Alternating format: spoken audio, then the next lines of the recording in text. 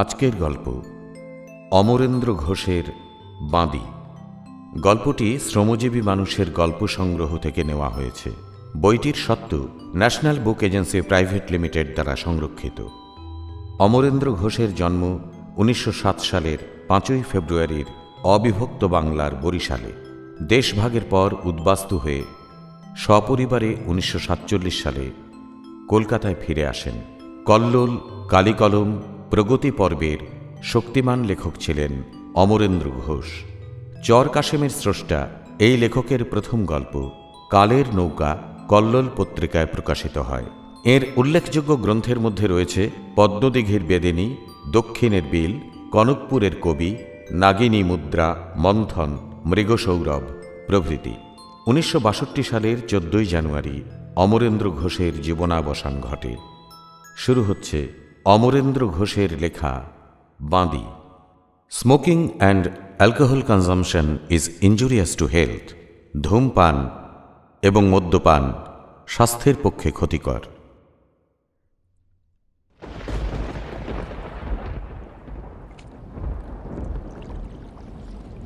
পূর্ব, পশ্চিম, উত্তর, দক্ষিণে কিচ্ছু দেখা যাচ্ছে না, শুধু জল, বর্ষার ঘোলাটে ফোঁপানি, মাথায় ফেনার ফুল, এই আছে এই নেই। আবার ছড়িয়ে পড়ল সহস্র, যেমন ঝাপটা তেমনি ঢেউ, তেমনি জন্মাচ্ছে রাশি রাশি ফুল। আকাশের দিকে স্তবকে স্তবকে ঠেলে উঠেছে, বুঝিবা অভিনন্দন জানাচ্ছে মৌসুমি কালো মেঘকে। অমাবস্যার দুর্দান্ত ভাটা, নদী তরঙ্গ ঠেলে চলেছে দক্ষিণে সমুদ্র সঙ্গমে। যে কখনো কানে শোনেনি সে এ নদীর শব্দ, শোষানি, ঢেউয়ের মাতন দূর থেকে কখনো কল্পনাই করতে পারবে না। পূর্ব বাংলার মানচিত্রে যে সরু সরু নীল শিরার মতো পদ্মা মেঘনার শাখা নদী উত্তর থেকে দক্ষিণে চলে গেছে বঙ্গোপসাগরের দিকে, এ নদী তাদেরই একটি ভগিনী অথবা বেহায়া ননদ। নামটিও চমৎকার, ঠাকুরঝিতলার গাং। পায়রা নদীর সবচেয়ে চওড়া বাঁকটা যেখানে এসে শেষ হয়েছে, যেখানে 25-30 হাজার মণি মহাজনী ভরাগুলোকে অর্থাৎ বড় নৌকাগুলোকে দেখায় ছোট ছোট শিশু পারাবতের মতো, সেইখানেই দেখা ঠাকুরঝির সঙ্গে। শুধু বেহায়াপনা, শুধু কুটিল হাস্য। ভয়ে শিউরে ওঠে নৌকা পথযাত্রী। পৃথিবীতে কোথাও কি কুল আছে, স্থল আছে মানুষের স্বেচ্ছা বিহারের? বর্ষাকাল হলে তো কথাই নেই, শান্তি নেই, স্বস্তি নেই, শুধু অবিশ্রান্ত আতঙ্ক, একটানা গর্জানি। ঠাকুরঝি যদিও বা কখনো থামে, প্রমত্তা হয়ে ওঠে পায়রা। উল্লাসে লোভানি লাফানি ঠেলে দেয় ঢেউয়ের মাথা ভেঙে, ছড়িয়ে পড়ে হাজার হাজার আভার টুকরো। আবার তা মিলিয়ে যায় দেখতে দেখতে। একটা বর্ষার দিনে ঠাকুরঝিতলায় ভিতরে এক গঞ্জে একখানা আটমাল্লাই পানসি বাঁধা, যাবে পায়রা নদীর একটু পাশ কাটিয়ে কোনো এক জমিদারি মহলে। জমিদার সুলেমান সাহেব নৌকার খাস কামরায়, সঙ্গে তার এক তরুণী বিবি, বোধহয় সপ্তম পক্ষের। বিবি এবং সাহেবের তদবির তদারকের জন্য একজন বাঁদিও এসেছে নায়ে, সেও বিবির তলের তুল দেখতে। অবস্থা ও সাজসজ্জায় বৈগণ্য না থাকলে কে যে বিবি আর কে যে বাঁদি তা বোঝা কঠিন। দুজনেরই দাঁতের সুমুখের পংক্তি হীরার মতো। বিবির গালে তিল আছে, বাঁদির গালে সে অভাব পূর্ণ করেছে ছোট্ট একটা টোল। হাসি তো মুখে লেগেই আছে সারাক্ষণ। তবে বিবি ও বাঁদির হাসিতে পার্থক্য আছে প্রচুর। একজন হাসে খুশিতে, আরেকজন খুশি করতে। আরও বৈষম্য আছে চালচলনে। একজন যখন আইনত দাবি করে শয্যা, আরেকজন তখন আশঙ্কায় রাত্রি জাগে কখন হয় ধর্ষিতা। সুলেমান মদ্যপ, অসংযমী। ঠাকুরঝিতলার গাঙের প্রায় এক বাঁক ওপরে একটা ছোট খালের মধ্যে কয়েকখানা লম্বা ধরনের ডিঙি বৈঠা পুঁতে পাড়া করে রেখেছে একদল ডাকু। তাদের নায়ের পাটাতনের তলে সুতীক্ষ্ণ হাতিয়ারগুলো গোছানো, রামদা ল্যাজপাকা বাঁশের লাঠি, সড়কি এবং ঢালও আছে গন্ডারের চর্মের। মাঝিগিরি করে পেট ভরে না। এই তিন পুরুষ তো গত হলো বান্দা খেটে জসিমের। সেই খোঁজারু সেজে খোঁজ দিয়েছে সুলেমান সাহেবের গতিবিধির। ডাকু বড্ড ফাঁপড়ে পড়েছে। সুলেমান সাহেব নাও খুলছেন না, ওরাও কিছু করতে পারছে না। পায়রা নদীর পাশাপাশি না হলে তো কোনো জুত করার উপায় নেই। ওরা সাধারণ ধান কাটা কৃষকদের মতোই রেঁধে বেড়ে খাওয়ার অভিনয় করছে আর গালাগালি দিচ্ছে খোদাকে। বর্ষাকালে বাড়িতেও উপোস, খাটতে নেমেও তাই। শিকার ফাঁদে পা দিচ্ছে না।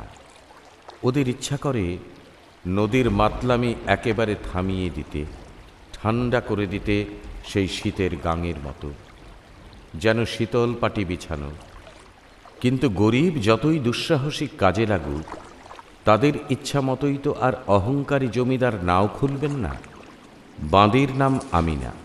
সে এক ফাঁকে রসুই খোপে এসে মাঝিকে জিজ্ঞাসা করল, নাও খোলবা কখন মিয়া? যখন তোমার গাঙে ডুইবা মরার ইচ্ছা হইব কইও। ও মা, কয় কি মরুম কেন পানিতে ডুইবা? বুড়া হইছ তুমি মরো। গাঙের দিকে না চাইয়া কথা কও কেন? দেখো না আসমান জমিন বেবাক একাকার, কেবল মাথা ভাঙা ঢেউ। তা আমিনা দেখেছে, তবু ভাবছে যত সত্তর কাছারি বাড়ির 10 জনের ভিতর যেতে পারে ততই তার পক্ষে মঙ্গল। কি কুক্ষণে কি বুঝে যে তার মা এই নায়ে তাকে তুলে দিয়েছিল। আমিনা সবেমাত্র 19 বছরে পা দিয়েছে, এখনো কৌমার্য তার অক্ষত। সে প্রভুদের সমস্ত মহিমাই জানে, তাই একান্ত বিব্রত হয়ে পড়েছে। আমিনা চেয়ে দেখল কেমন জলের ঢলক খেলছে মাঝ দরিয়ায়। তারপর খানিকটা দূরে সে কি আস্ফালন! পায়রা নদী আর ঠাকুরঝি যেন গিলে খেয়েছে সমস্ত সবুজ তীর ও তট। অনেকক্ষণ চাইলে মাথা ঘুরে যায়।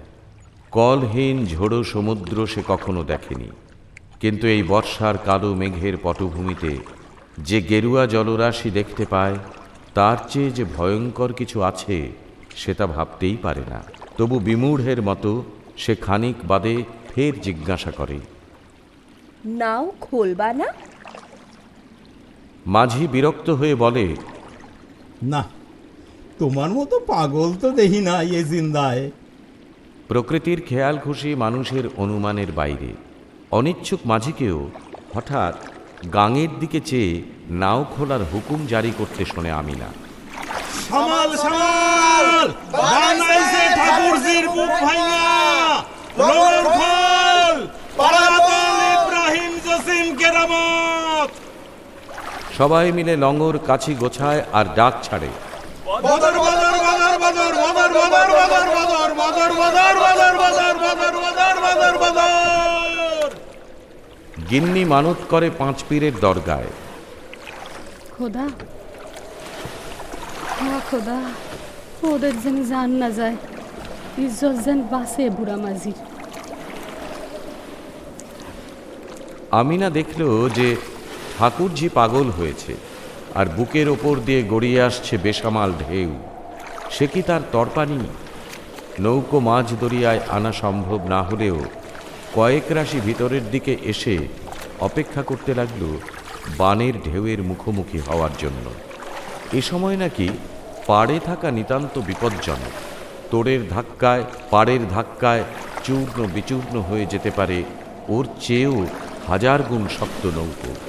আমিনা খাস কামরায় এসে লক্ষ্য করল যে বিবি সাহেব ভয়ে জড়িয়ে ধরেছে সুলেমান সাহেবকে।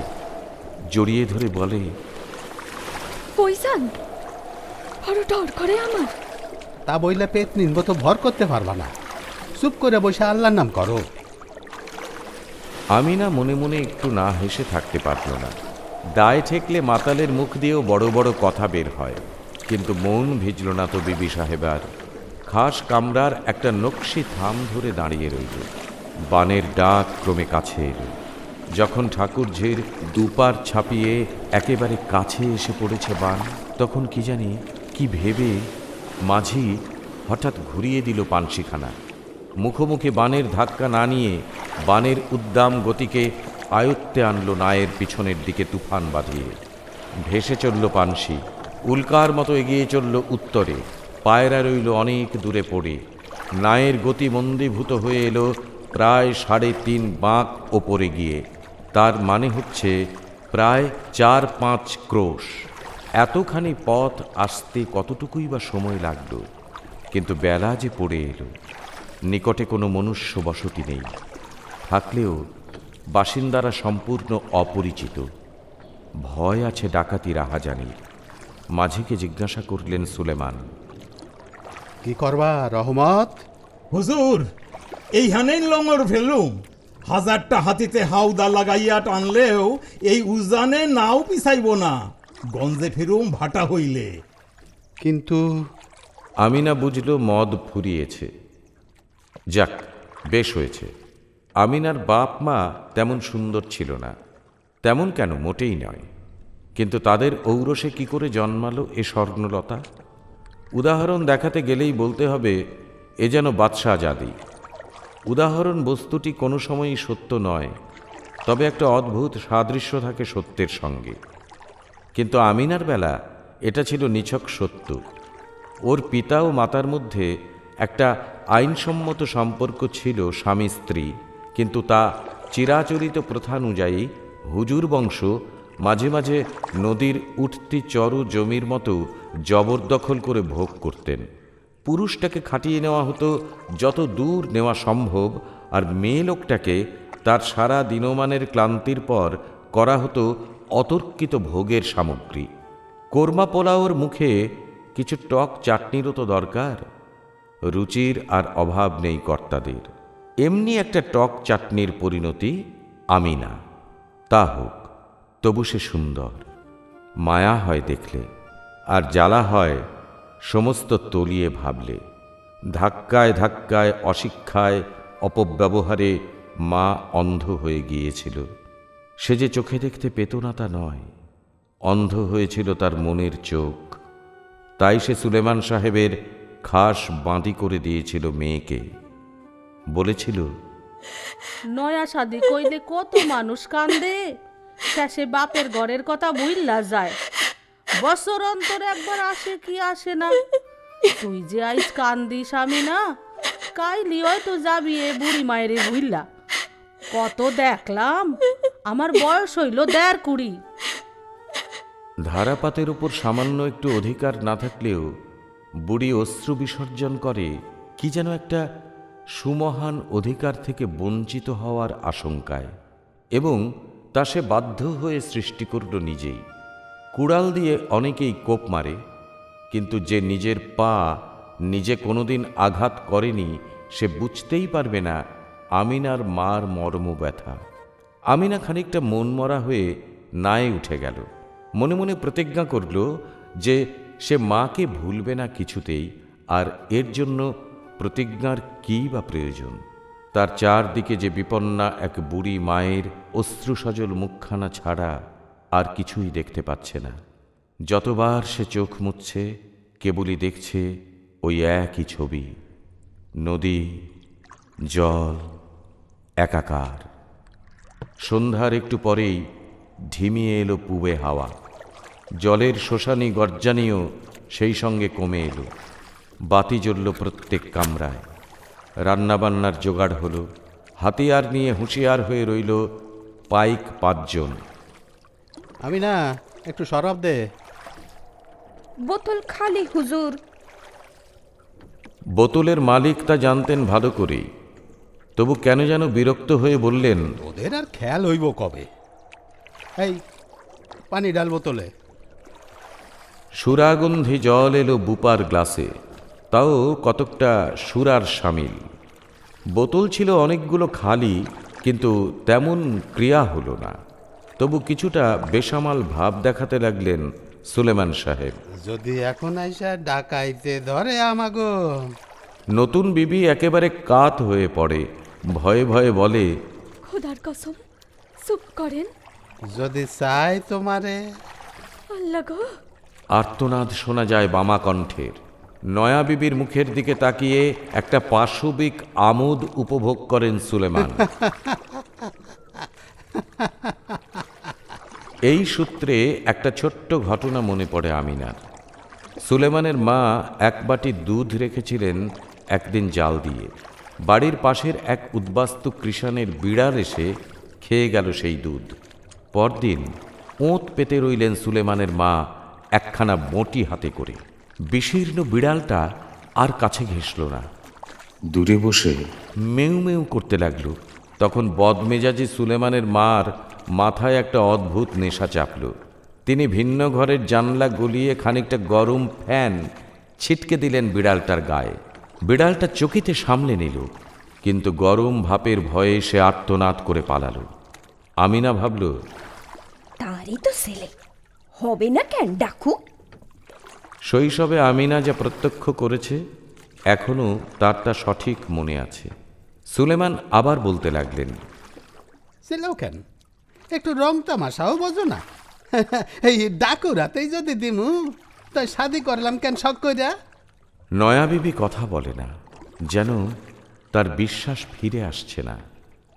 তুই কি কও আমিনা? এতগুলো বউ থাকতে আবার শাদি করলাম কেন?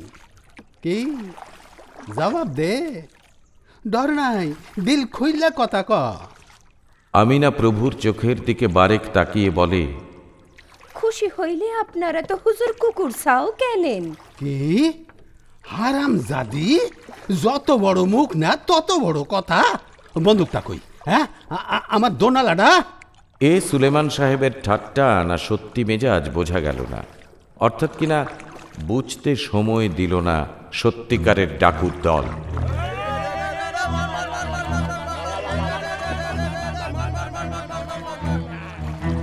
তারা মার মার করে ঘিরে ধরল পানসি, মুখে তাদের মুখোশের মতো কাপড় জড়ানো। বন্দুকে টোটা ভরলেন সুলেমান সাহেব। সামান্য নেশার ঝোঁক তিনি কাটিয়ে উঠে বাদশাহী মেজাজে খাড়া হলেন। শেরের মতো পা ফেলে ফেলে বাইরে বের হলেন। কামরার ভিতর রইল বাঁধি ও নতুন বিবি, কিন্তু শের ফেউ বনে গেল উপসী ডাকুর সংখ্যা ও হিম্মত দেখে। এর মধ্যেই তারা মাঝি মাল্লাদের কাবু করেছে হাত পা বেঁধে। খোজারু জসিমের পাত্তা নেই। সুলেমান বললেন, তোমরা কি চাও? তাহা সুলেমান সাহেব তাড়া নোট ছুঁড়ে দিলেন। এই নাও। আর কি? গহনা। একটা সোনার অলংকার বোঝাই বাক্স ঠেলে দিলেন সুলেমান। এই নাও। এখন আবার কি খাড়ায় রইছ যে? হাগা গহনা পড়বে কেডা? বলে কি এরা? সুলেমান সাহেব চিন্তিত হলেন। ভাবেন কি হুজুর, আপনার তো কত বিবি আছে, এই নতুন দিনে মেহেরবানি কইরা খয়রান দেন। তা হইবে না। পূর্বের মতোই ছোকরা সর্দার উত্তর দেয়, এ তো পাঠার ইচ্ছা, ঘাড়ে কোপ না। ডাকাইতের খাতায় নাম লেহাইয়া লুটের সেরা মাল ফেইলা যামু না। গয়না হুজুর পরবে কে? ময়না না হইলে খাঁচায় বৈশা নাচবে কে ডায়? সুলেমান আর বাক বিতণ্ডা না করে ভিতরে চলে যান।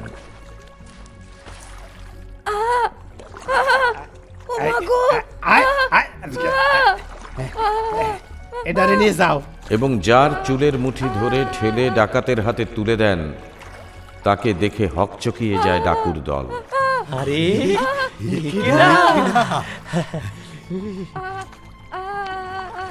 এ কি বেহেস্তের পরি?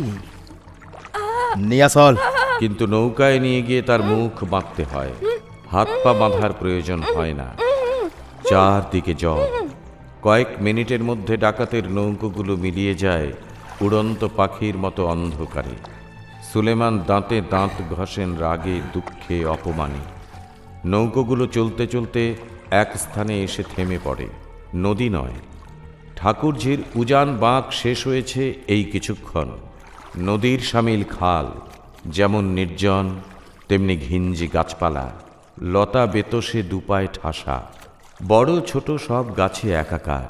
শুধু নিবিড় ঘন কালি, জোনাকি জ্বলছে হীরার মতো। পোকামাকড়, বন্য জন্তু ছাড়া অন্য কিছু যে এখানে আছে তা ভাবাই যায় না। লুণ্ঠনের সমস্ত সামগ্রী ভাগ হয়ে গেল, শুধু কিছু টাকা গচ্ছিত ছোকরা সর্দারের হাতে মামলা মোকদ্দমা ব্যয়ের আশঙ্কায়।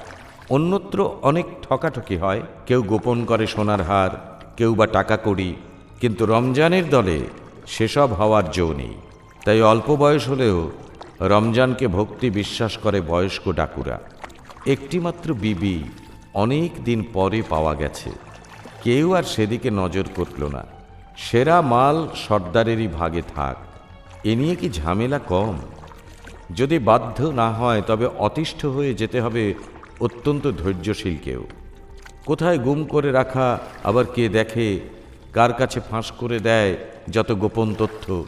সেই জন্য সুন্দরী হলেও দায়িত্বের বোঝা রইল, যে বোঝা বইতে পারবে তার কাঁধে। মিয়া সেলাম, দেখা হইবে মরসু বিহানে ঠাকুরজি তলার হাটে। সেলাম সেলাম সেলাম সেলাম। সর্দার তাইকো সাবধানে, সুলেমান সাহেব কিন্তু সহজ মনুষ্য না। আপাতত কিছু লাভ হলেও ওরা একটা অতি গুরুতর আশঙ্কা নিয়ে যে যার বাড়ির দিকে নাও খুলল। জনহীন জংলা খালের পারে নিবিড় অন্ধকারে একটি অপরিচিতা নারী ও একটি পুরুষ একখানা ছোট্ট নায়ে বয়ে গেল, যাদের ভেতর কোনো প্রেম নেই, পরিচয় নেই, শুধু সাপে নেউলে সম্বন্ধ।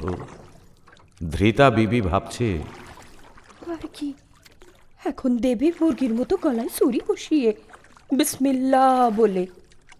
ডাকু সর্দার স্থির করেছে, ও সারা পাইলে দেবে ফাঁসি কাটে যে কোনো উপায়ে লটকাইয়া।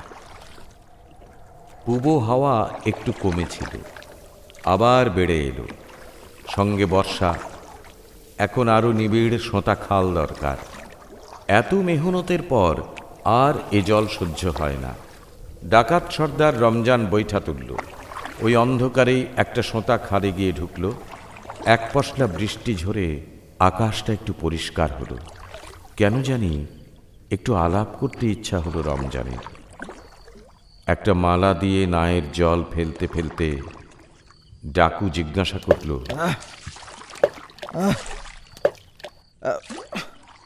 তোমার নাম কি বিবি? কি যেন একটা জবাব এলো, কিন্তু বোঝা গেল না। মুখের কথা কাপড়ে জড়িয়ে গেল। ডাকু বিবির মুখের বাঁধন খুলে দিল। ভয় কি? যাবে কোথায় এই আঁধারে, এই জল ঝড় কাদায়? এক গ্লাস পানি খামু। এত জল ঝরল তবু তৃষ্ণা। মমতা হলো ডাকুর। কেন একে বেঁধে রেখেছে এতক্ষণ? একটু লজ্জাবোধ করেই বলল, গিলাস গিলাস তো নাই। আসি ভৈরাই দেন। ডাকু একমালা জল দিল নদী থেকে তুলে, বলল, খাও।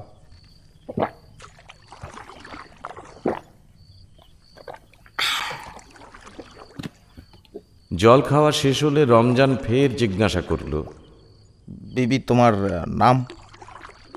আমি না। তিনটি অক্ষর একটু ভাগ করে টেনে টেনে বলল বিবি। তুমি না? কও কি তুমি না? একটা দিয়াশলাই কাঠি জ্বালালো ডাকু।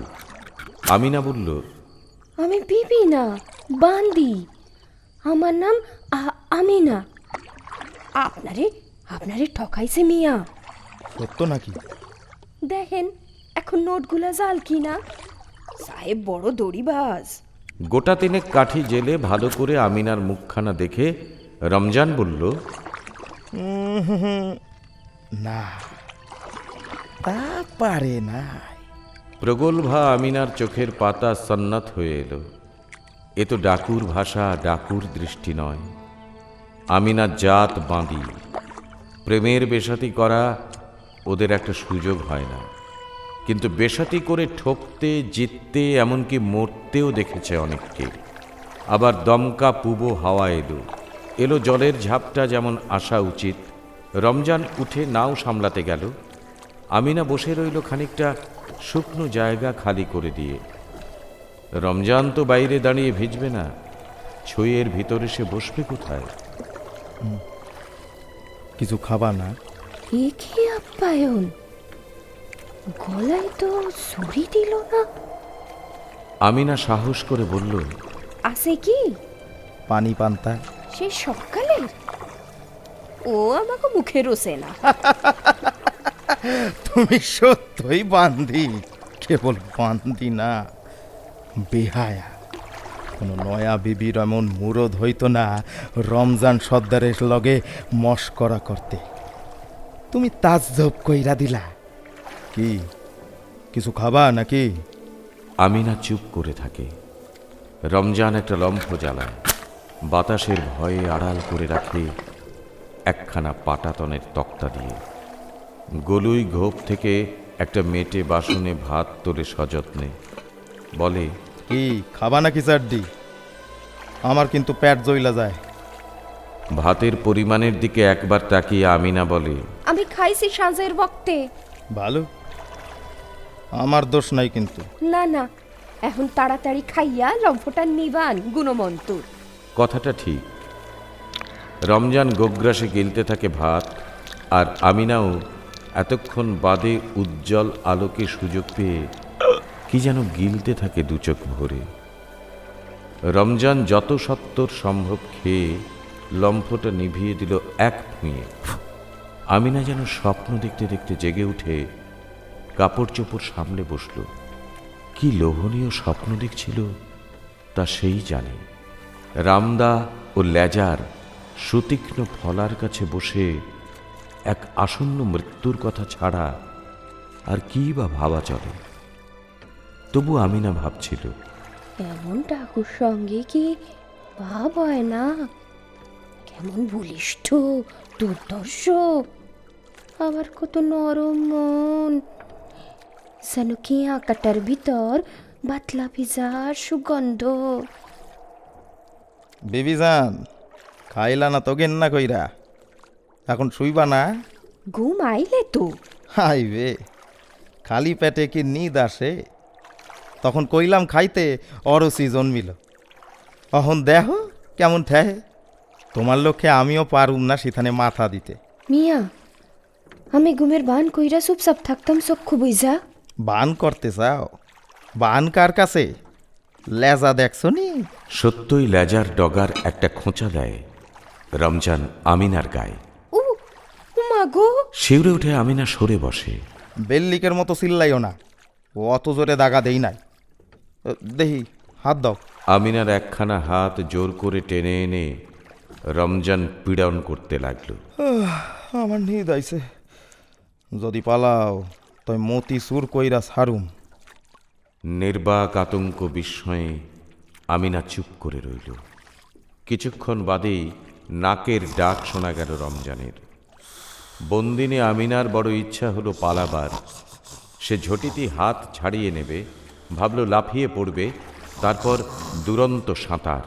কিন্তু কোন কূলে গিয়ে উঠবে সে?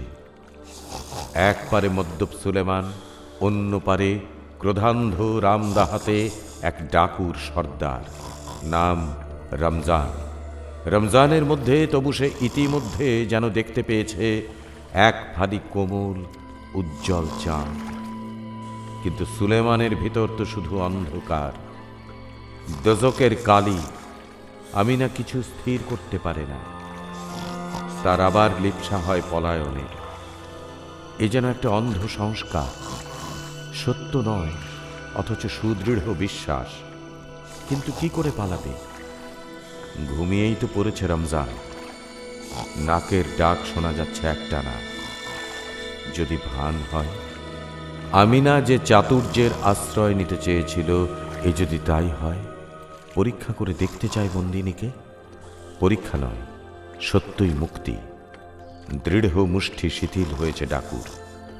আমিনা উঠবে, উঠে অন্তত খালপাড়ের এক জংলা ঝাড়ে আত্মগোপন করবে। কিন্তু সুলেমানের মূর্তি যে দেখা যায়। আমিনা তার শাড়িতে জড়িয়ে একেবারে পড়ে গেল রমজানের গায়ের উপর। ছি ছি, সে করল কি? ডাকু দুহাতে শক্ত করে জড়িয়ে ধরল তার চঞ্চল প্রগলভা শিকার। চালাকি করতে চাও আমার লগে? আমিনা দুরু দুরু বুকে মিথ্যা কথা বলল গুটি কয়েক। আমি তো পালাই নাই মিয়া। তাইলে চুপ কইরা থাহো। ভয়ে লজ্জায় চুপ করেই রইল আমিনা। অন্ধকারে নির্জনে নীরবে সাজা খাটল একটু পূর্বের অবিমৃষ্যকারিতার জন্য। কিন্তু কেন জানি ভালোই লাগলো। স্বাদ পেল অগাধ, আনন্দ পেল অপূর্ব। একটা অসহ্য পুলকে ব্যথায় সারা রাত ঘুমোতে পারল না আমিনা। রমজানের চোখেও ঘুম এলো না। কত দুশ্চিন্তার ভিতরও কি যেন অনাস্বাদিত সুখ পেয়েছিল সে। দুজন ধীরে ধীরে কথা হলো অনেক। যে ভারসাম্য নির্দেশের কাঁটাটা দোদুল দুলছিল দুজনের মধ্যে, তা একটা কেন্দ্রে এসে স্থির হয়েছে। একজন অপরকে সাহস করছে ভরসা করতে। আমিনা যতটুকু পরিচয় পেয়েছে রমজানের, তাতে বুঝেছে যে রমজান নিতান্তই ডাকু নয়, এবং রমজানও বুঝেছে যে একান্তই বাঁদি নয়। ওরা উভয়ে ঘোলা জলে পড়েছে কি যে চক্রান্তে। বাড়ি যাইবেন না? জামু তো, কিন্তু একটু সবুর করো। হয়জোরের তারা যে দেখা যায় আসমানে। কইলা কি ভোর হইছে? রমজানই উঠে বসে। আবছা আলোতে একটা আতঙ্ক বিহ্বল ছায়া দেখা যায় তার মুখে। যে দিনের আলোর জন্য জগৎ উন্মুখ, সেই আলোর ভরে যেন রমজান অস্থির। এ কি অমন করেন কেন মিয়া? কি হইছে? কিছু না, দেখলাম যে বিহানের আর কত বাকি। কখনো দেরি আছে ঘড়িখানেক। বাড়ি যাইবেন কখন? জামু তো, কিন্তু অহন আর সময় নাই যে। তয় তয় থাকবেন কই? এই খালের 14 বাঘ উপরে এক জঙ্গলে। চলো, দেখা কোনো কষ্ট হবে না। না হইলেই ভালো, কিন্তু তা যদি গোসল করতে হয়, হ্যাঁ নেই সাইরা লও। আপনি একটু আবডালে যান। রমজান কুলে উঠে অদৃশ্য হয়ে রইল। স্নান সেরে আমিনা নায়ে গিয়ে একখানা শাড়ি পরল, বেশ দামি। এবার আর তফাত রইল না বিবির সঙ্গে। রূপ তো ছিল তার অসামান্যই। ভাগ্যে আমি শাড়ি আনছিলাম কখানা, না হইলে পরতা কি। দিতেন চাকুক জোগাড় কইরা। মাইয়া লোকের শরম আবরুর বার তো পুরুষ মানুষের ওপর। আমি কি তোমার পুরুষ মানুষ? জানি না। একটা ঝামটা মারে আমিনা। কিছু জানো না, কিন্তু রইলা তো কাঁচা ধইরা। এখন দেখে শূন্য পথ চলেন, যেন উসাট খান্না মদ্দি পথে। বেল হইল যে। ঠেলতে ঠেলতে রমজান সোঁতা খালের আগার দিকে এগিয়ে চলে। বলে, উসাট খাওয়া আমার তোমার হাতে না আমি না। তয় কার হাতে মিয়া? যত মুশকিল তত আসান। খুদার বিচার এক তরফা না। সর্দার একটা ব্যঙ্গ হাসি হাসে। আমিনা দুঃখিত হয়, কিন্তু চলন্ত নৌকা ঠিকই চলে এগিয়ে। প্রগতি অব্যাহত চিরদিন। রমজান বারবার শাড়ি পরা আমিনার দিকে তাকায়। কি যে রমজান ভাবে, কি যে সে দেখে, যেন বুঝেও বোঝে না আমিনা। কিন্তু গৌরব অনুভব করে মনে মনে। এতদিন জমিদার বাড়ির সংস্পর্শে থেকে সে যে আনন্দ না পেয়েছে, তার সহস্রগুণ আনন্দ উপভোগ করে এই ছোট্ট নায়ের ভিতর বসে। স্মরণ হয় মার কথা। দিন আসুক, সুযোগ আসুক, সে সমস্তই দেখাবে মাকে। কিন্তু সেদিন কি আসবে তার নসিবে? বুড়ো মা ক্ষমতাপন্ন জামাইয়ের ঘরে 4টি সুখের অন্ন খেয়ে ধীরে সুস্থে বয়স পেয়ে কি চোখ বুঝবে? এত আশঙ্কার মধ্যে এ যে আকাশের চাঁদ হাত বাড়িয়ে ধরার কল্পনা। কি ভাবছে আমিনা? এ কি স্বপ্ন দেখছে সে দিনের বেলা জেগে জেগে? মুখখানা কালা কইরা বইসা রইছ কেন? ক্ষুদা পাইছো বুঝি? না ভাড়াও কেন? না গো না। তয় বুঝি মনে পড়ছে মায়ের কথা? এবার সজল হয়ে ওঠে আমিনার চোখের পাতা। বুঝলাম বুঝলাম, আমরা তোমাকেও কেউ না। তা মিথ্যা কি? সাচ্চাই তো মা। 10 মাস 10 দিন, তা তো সত্যই। রমজানের প্রচ্ছন্ন হিংসাটা একেবারে এমনভাবে প্রকাশ পায় যেন বালকের হাত থেকে একটা কৌটার ঢাকনি খুলে পড়ে গেল খানিকটা সামগ্রী। আমিনা অপ্রস্তুত হয়ে চেয়ে থাকে। একটা অতি নির্জন স্থানে গাছপালার নিচে এসে নৌকা থামে।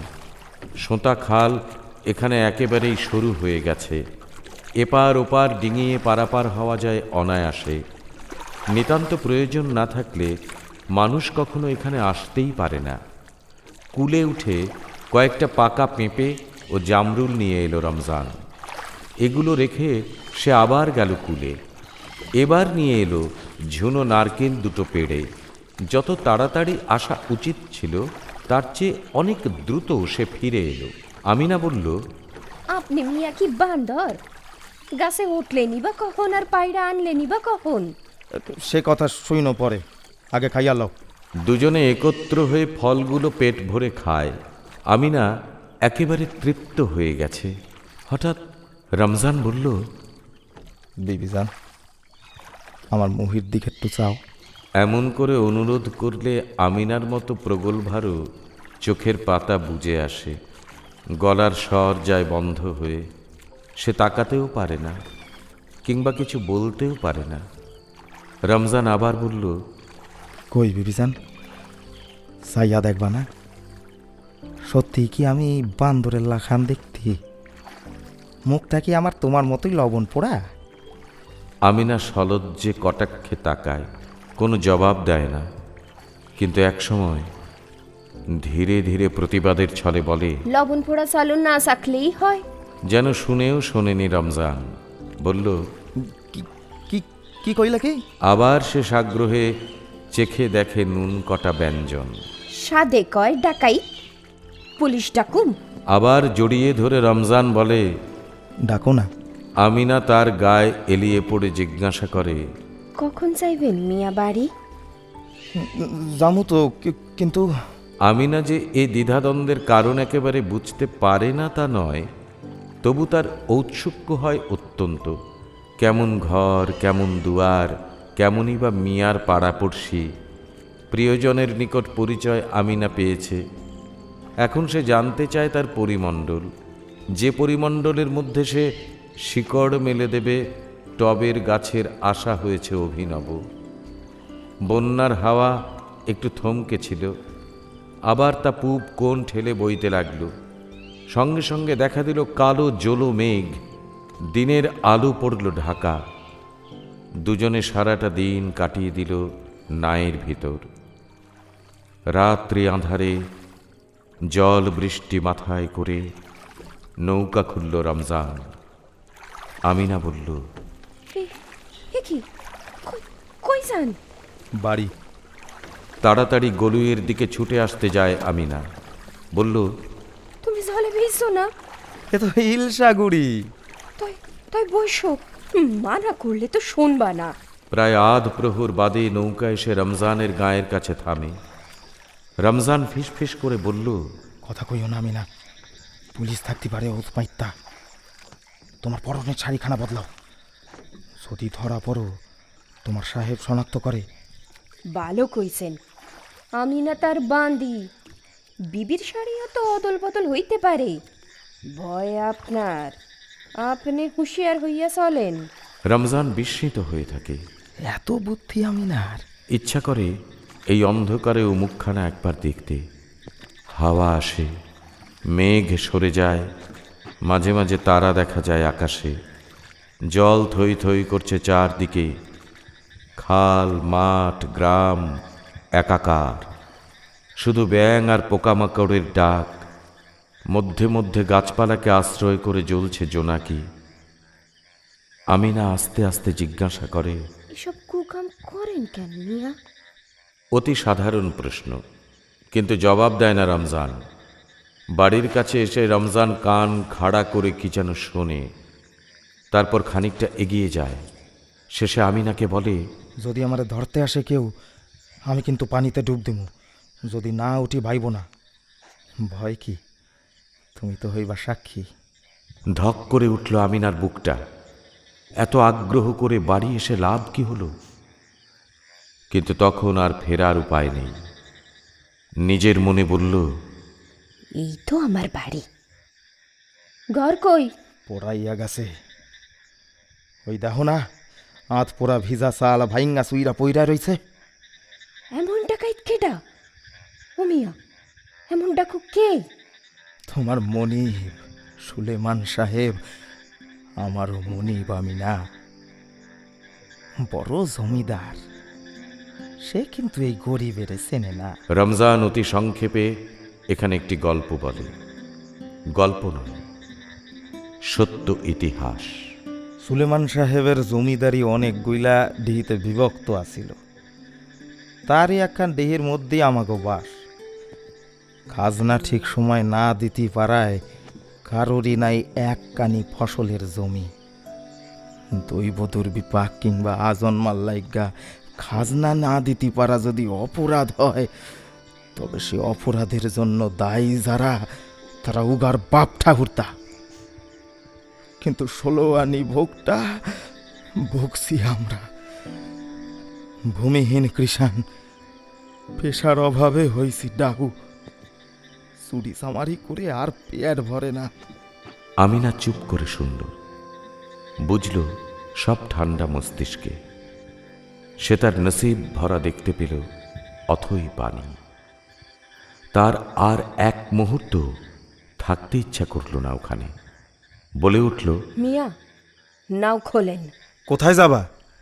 যেদিকে দুই চক্ষু যায়। কিন্তু কিন্তু এখানে আর না। খুলজা আমার জইলা যায়।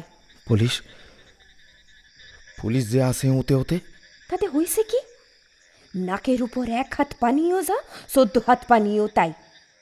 আপনারে লইয়া ভাঁটি দিমু ঠাকুরজি তলার একেবারে শেষ সীমায়, সমুদ্রের সারে। কি আশায়?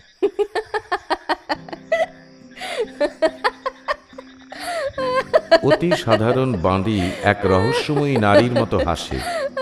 অবাক হয়ে রমজান জিজ্ঞেস করে, কি আশায় আমি না? এবারও রমজান অন্ধকারে শুধু হাসি শুনতে পায়। বলে, তুমি যে কেবল হাসো। হাসি আপনার রকম সক্ষম দেখা। পুরুষ মানুষ হাতে টাকা আছে, গায়ে হিম্মত আছে, নয়াসর বন্দেশ লইয়া ঘর বাঁধবেন, দান রইবেন, বাপ নাকি? খুশি হয়ে রমজান জিজ্ঞাসা করে, তুমি কি করবা? আমি কেবল কান্দুম। কেন আমি না? এ কথা কও কেন? আমি তো বেহালা, আপনি তো সরি। হামেশা গা দিলে আর কি করুন? তোমাকে কি হামেশা আমরা জ্বালাই? সারাদিনের হাড় ভাঙা মেহনতের পর একটু বাজাই, তা সইবা না কেন? মিয়া, এটুকার বুঝলেন না? কেবল দুঃখে কি মানুষ কাঁদে? অতি সুখেও আসে চোখে পানি। নৌকা সোঁতা খাল বেয়ে গাঙের মুখে আসতে আসতে ভোর হয়ে যায়। বাড়িতে দাঁড়াবার স্থান নেই, নায়ে থাকারও উপায় নেই। এখন ওরা আশ্রয় নেবে কোথায়? যদি দিনটা গতকালের মতো মেঘলা থাকত, বন্যাটাও হঠাৎ যেন স্তব্ধ হয়ে গেল। সূর্য উঠছে, তার সবগুলো আলোর পেখম মেলে। নদী ঠান্ডা, কিন্তু ওদিকে যে এগুতে সাহস হচ্ছে না। নিকটে গঞ্জ পুলিশ এসে নিশ্চয়ই হানা দিয়েছে আজ। সারা দিনটা ওরা আত্মগোপন করে রইল সেই পূর্বের সোঁতা খালের মাথায়। ফলমূল খেলেও যেমন সংগ্রহ করা যায়। সন্ধ্যাবেলা আমিনা এক অদ্ভুত সজ্জায় সাজল। আরুলাইত কুন্তল বাঁধল উঁচু খোপা করে। একখানা কম দামি ছাপার শাড়ি পরল নতুন ঢঙে ফেরতা দিয়ে। গায়ের জামা খুলে ফেলে শাড়ির আঁচল জড়িয়ে নিল বুকে বেশ আঁটো করে। 2-1খানা ছোট হাতিয়ার ছাড়া বড়গুলো ফেলে দিল জলে। রমজানকে বলে নায়ের ছই কেটে করল অর্ধেক। একগোছা রজনীগন্ধা জোগাড় করে খোঁপায় গুজে দিল একটু হেলিয়ে। রমজান বলল, বাহ, সে নাই তো যায় না তোমারে। তারপর আপনার ডর কি? আপনি তো সাথেই রইছেন, চুপ কইরা শুয়ে থাকেন পাটাতনের তলে। নৌকা যখন ছোট খাল ছাড়িয়ে বড় গাঙে এসে পড়ল, তখন এক হাতে কৃত্রিম লতা বড়শির সুতো ছাড়ার ভান করতে লাগলো আমিনা, অন্য হাতে তার বৈঠা, সুমুখে গঞ্জ। বড় বড় কোষ নৌকো দেখে বোঝা গেল জেলার চুনোপুটি অফিসাররাই কেবল আসেনি, বড় বড় ঢাউসগুলোও জড়ো হয়েছে। একটি সামান্য বাঁদির জন্য কত মায়া এবং কর্তব্যজ্ঞান সুলেমান সাহেবের! কিন্তু কি আশ্চর্য, সে বাঁদি এ সমস্ত গুণের মর্যাদা বুঝল না। চলল ফাঁকি দিয়ে একখানা গেঁয়ো গানে গমক তুলে। ঠাকুরঝির জল স্থল উতরল, সপ্তর্ষি কাঁপছে যেন ওই সুরে। বন্ধু তোর লাইগারে, বন্ধু তোর লাইগারে, আমার তনু জ্বর জ্বর, মনে লয় ছাড়ি আরে যাইতাম থইয়া বাড়ি ঘর, বন্ধু তোর লাইগারে। একখানা চৌকিদারের নাও থেকে প্রশ্ন হয়, কে যায়? আমিনা জবাব দেয় নে জেলেনিদের ঢঙে, এক নাইয়া জাইলার জি, নাম আসমানি। টর্চ জলে দু তিনটে। সত্যই তো, খোঁপায় ফুল, হাতে বড়শি, নে বেদের মেয়েই বটে। দুদিন বাদে সমুদ্রের চরে যাদের দেখা যায়, তারা রমজান ও আমিনা নয়, মহব্বত ও মেহেদি। শুনলেন অমরেন্দ্র ঘোষের গল্প বাঁদি। গল্পটি ভালো লাগলে লাইক, সাবস্ক্রাইব ও শেয়ার করতে ভুলবেন না।